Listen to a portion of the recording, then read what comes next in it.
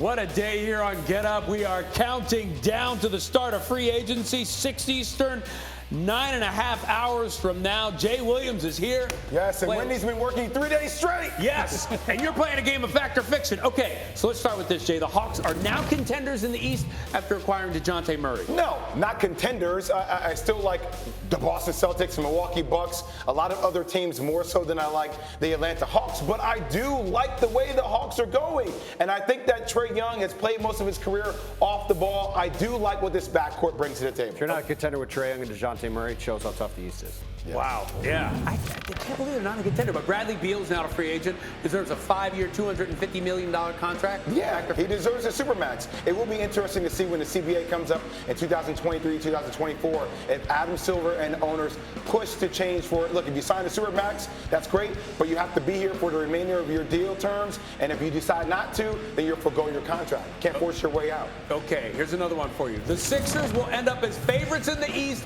because James Harden declined his $47 million player option. Philly show today. I wonder why.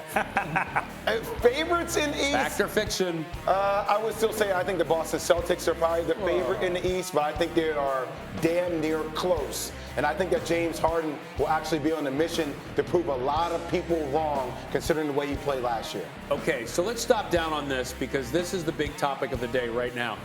Shocking you talking about Philly. Come on, it's not just about me talking about Philly. Eagles, Sixers. I didn't put the Eagles in the show. I didn't put the Eagles in the show. What else are they going to say? Hey, look, if the teams are good and they make news, we have to talk about it, right, folks? I just want Miles Sanders to score a touchdown first. Last year. Well, what do you make? Let me ask you this: what do you make of what Harden is doing?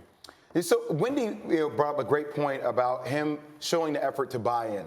And one of the things that I think is easy to say about James Harden is, well, his whole career he's been selfish. And Wendy alluded to how many times he's turned down money. Now, I'm not saying there aren't some questions around after games and things of that sort, conditioning.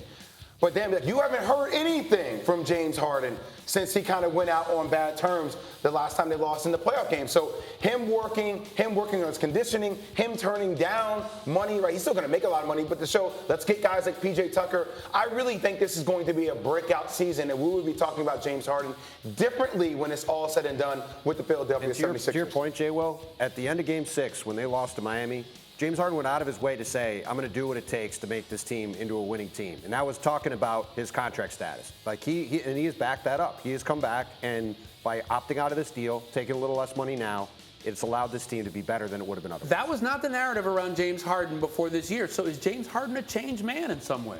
I think it all just still depends on what he's going to do on the court when we get to November. That's the way he's going to be judged.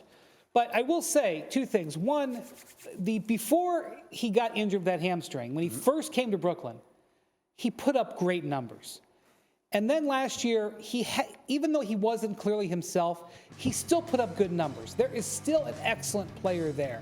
If you don't expect him to be an MVP, it changes your viewpoint of him. So he is going to maybe reset where he's going to be. He's still going to be very productive. And hopefully the help that he'll have on this roster next season will make his dominance less important to the Sixers to be successful. I'm not a subscriber to this whole thing like you can't go out and hang out after games and things of that sort. Like, I think it's kind of salacious. Well, hanging out is one thing. Hanging out a lot is another. But I think there's a level of awareness, right? So there was a video of him that surfaced online about him going out. And typically when you see him out, James is posing. He's saying, what's up, right?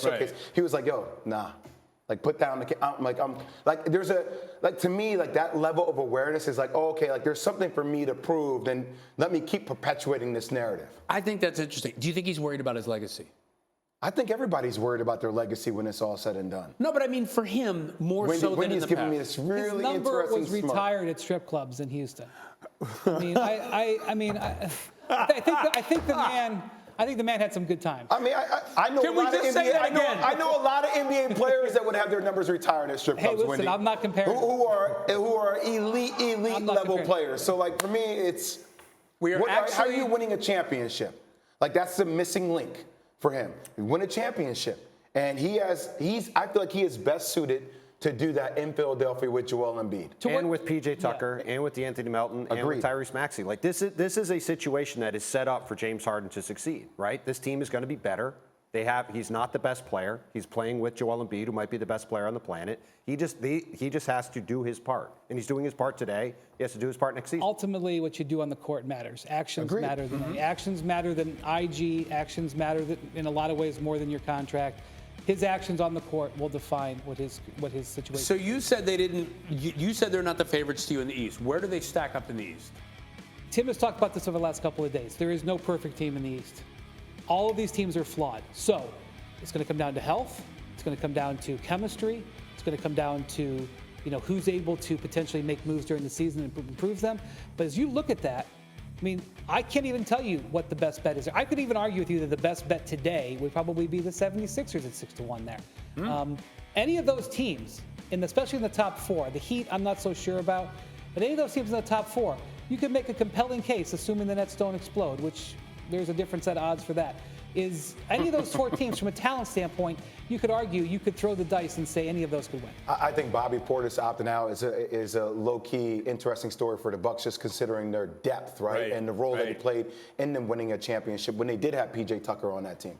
He'll be back, I bet. Yeah, we'll see. Well, we'll see. This East is still good tight. I still can't believe Vegas has got the Nets second best odds, but that's how Vegas rolls with the Nets. All right. Thank you for watching ESPN on YouTube. For live streaming sports and premium content, subscribe to ESPN+.